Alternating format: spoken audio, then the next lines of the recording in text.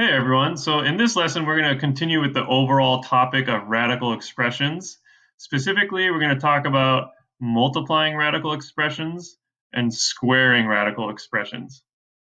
Now, radical expressions we learned about in the previous lesson, and recall they look something like this. You can have just one number under a square root, right? A square root's an example of a radical, or a number on the outside and something on the inside here. And what you can do is you can take two of these and multiply them together. Here's the simplest case, multiplying one square root times another square rooted number, right? And how you do this is you use a property of square roots that you may have learned in a previous course. When you multiply two square roots together, you can combine it into one square root and multiply the insides. We've got one square root with a 10 on the inside. We've got another square root with a 6 on the inside. All you do is it becomes one square root with 6 times 10 or 10 times 6 on the inside, which is this 60, right? Once you have this single square root, this single radical expression, now you can just simplify it like we did in the previous lesson, right? So that part I'll skip to just showing all the work at once. And if you're confused about that part, I would suggest going back to a previous lesson. You split the 60 completely until you have this tree, right? And we have these ending branches down here. Remember, you may have split your tree in a different order than I did, but you should still have the same ending branches. And the only matching pair we have is this pair of 2's. That comes out to become 2 out here, and then we have 3 and 5 left over on the inside of the square root, right? Now, you guys just remember, each pair of numbers only becomes one number on the outside, right? So this pair of 2's becomes only 1 2 on the outside. So your final answer is 2 root 15. So here's our next example. And of course, it gets more complicated. Now we're multiplying a more complicated radical expression with another more complicated radical expression, right?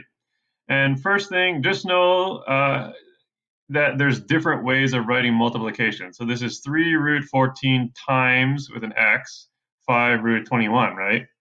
And you've seen this before, but I just want to point out this could also be written as 3 root 14 bullet point 5 root 21, right? That still means multiply the two together. And finally, you could also write 3 root 14 and then parentheses 5 root 21. They all mean the same thing. It just means multiply these two expressions together. So how do we do that? How do we multiply these two together? Well, we're talking about two complicated expressions, but each one is also two things, right? So like the 3 is being multiplied by root 14 times the 5 is being multiplied by the root 21. So how you do this, just think of this as actually four things being multiplied together. So it's actually 3 times root 14 times 5 times root 21, right? And what you need to realize is, does it matter? Does it ever matter what order we multiply things? So for example, if you multiply like 3 times 2, is that the same or different as 2 times 3? I mean, no, it doesn't matter, right? They're the same. They both equal 6 regardless of the order. So similarly, with our problem here, what we can say is like, okay, you got a normal 3 that's not a square root, and a normal 5 that's not a square root. We're just going to multiply those two together first.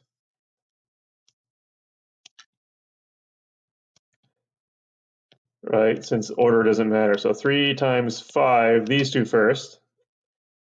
And then after that, you can multiply the square root numbers, right?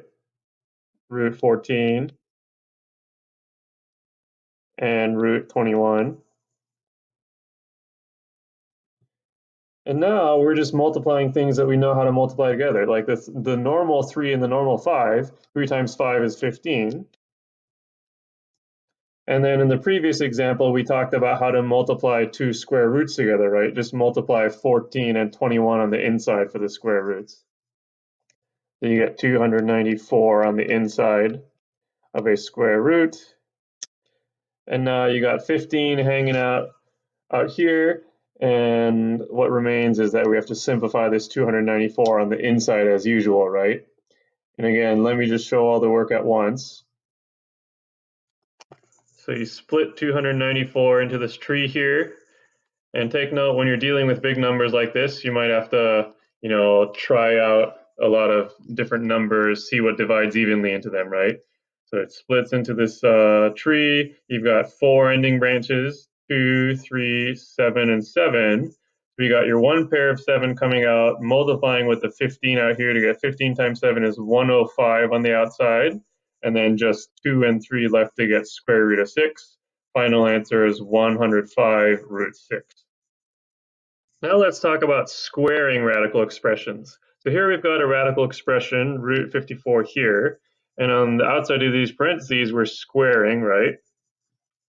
And this is super simple. The whole point of square roots is that it's the opposite of squaring. The squaring and square roots are opposites. So when you apply them together like this, the square root and the square cancel, right? They undo each other, they go away, and the final answer is just a clean 54, whatever you had on the inside. And so that's a basic property of square roots and squaring, right? The power of 2. Perhaps you remember that from a previous course. But what about when we're squaring a more complicated radical expression, right? So now on the inside of the parentheses, we've got a normal integer 5 times a root 18, and we're taking all of that and squaring that, right?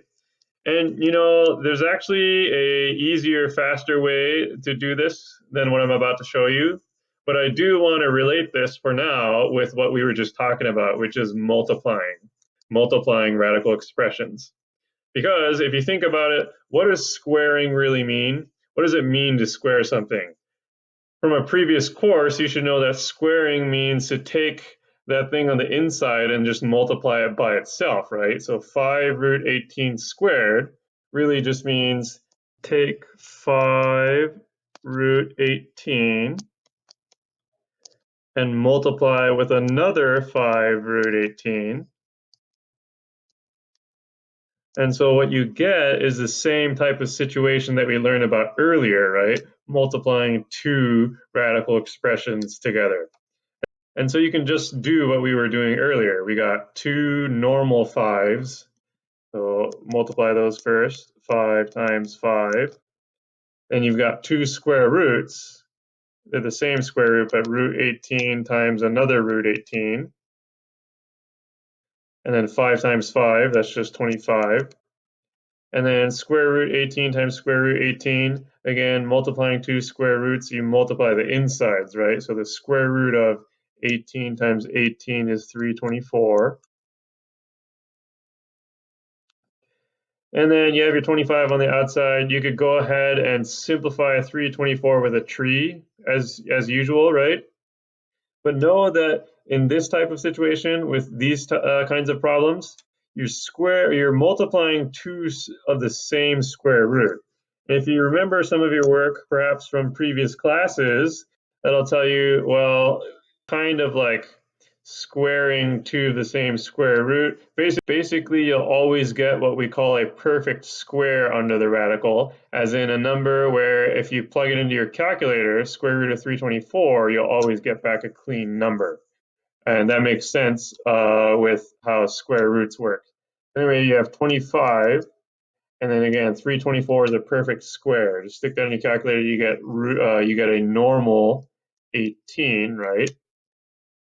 So then your final answer then is just 25 times 18 is 450.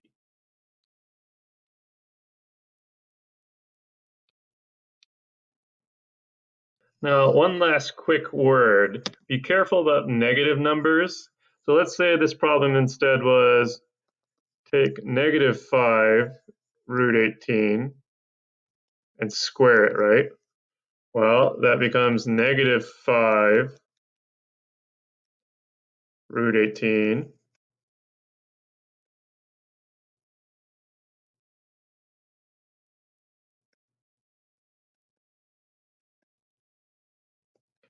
times another negative 5 root 18.